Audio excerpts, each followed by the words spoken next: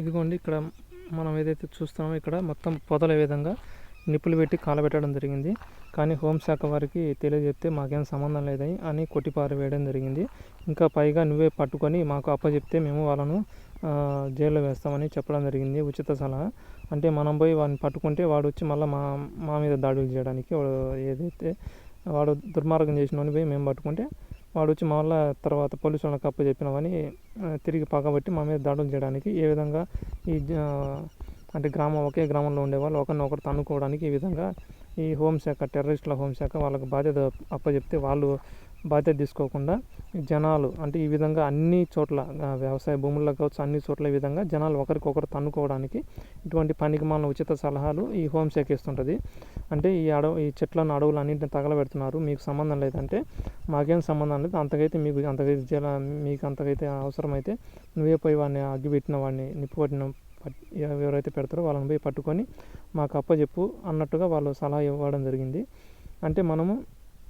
అంటే అలా ఇస్తే ఏమవుతుంది, అతను నా మీద పగబడతాడు ఉన్న వాస్తవం. అట్లా గ్రామాలలో అన్ని చోట్ల దేశాల మధ్యలో కావచ్చు ప్రపంచ దేశాల్లో అన్ని చోట్ల ఇదే విధంగా ఈ పనికిమాలిన హోంశాఖ పనికిమాలిన న్యాయ వ్యవస్థలు పనికిమాలిన ఆర్మీ వ్యవస్థలు వీటి వల్లనే అన్ని గొడవలకు అంటే ఈ పనికిమాలిన శాసనాలు ఏవైతే ఉన్నాయో అవే వీటన్నిటికీ కారణమని ఈ సందర్భంగా తెలుసుకోగలరు. ఈ విధంగా మొత్తం చెట్లను తగలబెడితే మాకు సంబంధం లేదని అన్న ఏదైతే హోంశాఖ ఉందో మరి రోడ్లకు మీకు సంబంధం ఏంది, రోడ్లు ఏవైతే రోడ్లు వీలేయలేదు, రోడ్లు వేసింది స్థానికంగా ఉండే ఎవరైతే ఉన్నారో వాళ్ళు కాంట్రాక్ట్ తీసుకొని రోడ్లు వేశారు. ఆ పన్నులు ఎవరు చెల్లిస్తున్నారు, ఆ డబ్బులు ఎవరి అంటే ప్రజలవి. మనం ఈ ప్రస్తుతానికి అట్లా అనుకుందాం. డబ్బులు మళ్ళీ రాళ్ళన్నీ పగలగొట్టింది ఎవరు, ప్రజలే. అంటే ఆ కంకర సిమెంటు మొత్తం ఏదైతే రోడ్లు వేయడానికి సంబంధించిన ముడి సరుకు అంతా ఎవరి కష్టంతో ఏర్పడింది అంటే ప్రజల కష్టం. మళ్ళీ రోడ్లు వేసింది ఎవరు, ప్రజలే. మళ్ళీ పన్నులు కట్టింది ఎవరు, ప్రజలే. మళ్ళీ బోడి పెత్తనం పోలీసు పెత్తనం చూడొచ్చు. పోలీసులు రోడ్ల మీద మాత్రం పడి జనాల మీద ఆంబూతులు లెక్క పడి బందిపోటు దొంగల లెక్క దోచుకుంటారు. ఇది ఇట్లా తగలబెడతానంటే మాకు సంబంధం లేదు. మరి రోడ్లు వాళ్ళు వేయలేదు, మరి రోడ్ల మీద వచ్చి వీళ్ళు దోచుకోవడానికి మాత్రం ఎట్లా అధికారులు వీళ్ళకు వస్తాయో నాకు అర్థం కావట్లేదు. రోడ్లకు ఈ హోంశాఖకు సంబంధం ఏంది, రోడ్డు రవాణా శాఖ చూసుకోవాలి. అదేదో రక్షించడానికి ప్రజలను ఏదైతే రవాణా శాఖ ఉందో ఆ ప్రజలు ప్రయాణికులకు ఎటువంటి ఇబ్బంది కలగకుండా వాళ్ళు తగిన సదుపాయం చేసి ఆ శాఖ పరంగా నిర్ణయం తీసుకొని ఏం చేయాలి ఏం చేయకూడదు అనేది.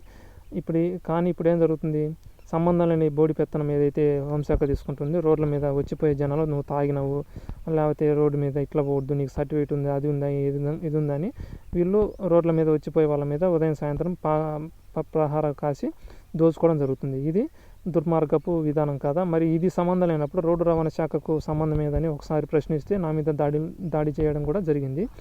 కానీ వెంటనే తిరిగి వాడి మీద దాడులు చేయొచ్చు, వాడిని కానిస్టేబుల్ కానీ అక్కడనే మట్టు పెట్టచ్చు. తర్వాత ఈ హోంశాఖ కావద్దు అన్ని శాఖల్లో జరిగే అరాచకాలను ప్రశ్నించడానికి అవకాశం ఉండదు. ఇంకొకటి దాడి చేస్తే ఆ కానిస్టేబుల్ గాడు మాత్రమే అంతమైపోతాడు.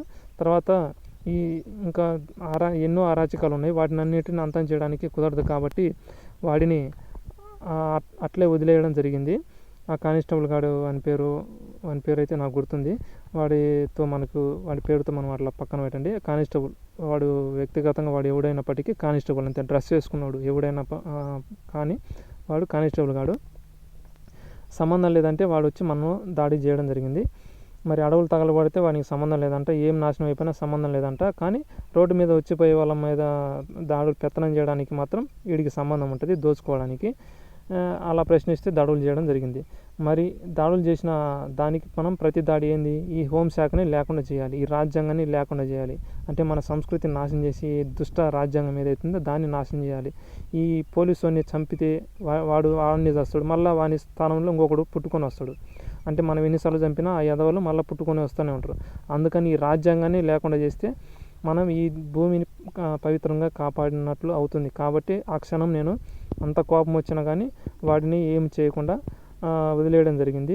మనం వాడిని చంపితే ఇంకొకడు మళ్ళీ పుట్టుకొని వస్తాడు. కాబట్టి మనం ఏం చేయాలంటే ఈ రాజ్యాంగాన్ని లేకుండా చేయాలి, ఈ మొత్తం మన ఆధీనంలోకి తీసుకోవాలి. మన సంస్కృతిని నాశనం చేయాలని చూసే ఏదైతే హోంశాఖ ఉందో అన్ని శాఖలు ఈ ప్రభుత్వ దుష్ట పన్నాగం ఏదైతే రాజ్యాంగ ఎన్నికల సంఘం కావచ్చు, తర్వాత సెన్సార్ బోర్డు కావచ్చు, వీటన్నిటిని మనము మన ఆధీనంలోకి తీసుకొని ఈ వ్యవస్థలన్నింటిని నాశనం చేసి ఈ చట్టాలతో రూపొందించబడిన చెత్త సినిమా ఇండస్ట్రీని కావచ్చు అన్నిటిని నిర్వీర్యం చేసి మొత్తం అధునాతంగా ప్రకృతి అనుకూలమైన వ్యవస్థలను రూపొందించే విధంగా మనం ముందడుగు వేయాలని నేను ఆశిస్తున్నాను. కాబట్టి ఆ సన్నాసి కానిస్టేబుల్ కానీ ఆ క్షణంలో నేను వదిలేయడం జరిగింది, అంత కోపం వచ్చినా కానీ. అందుకని ఇప్పటికైనా మేలుకొని ఓటు వేసే ముందు ఆలోచించగలరు ఓటర్లు. ఇంకా ఈ ఉపాధి హామీ పథకం పేరు చెప్పి ఏ విధంగా భూమిని నాశనం చేస్తున్నారో మనం ఇంకా ఇదే వీడియోలో మీకు చూపడం జరుగుతుంది. ఇక్కడ చూడవచ్చు ఉపాధి హామీ పథకం పెట్టి ఏ విధంగా ఒక పక్క తగలబెట్టడం జరుగుతుంది చెట్లను.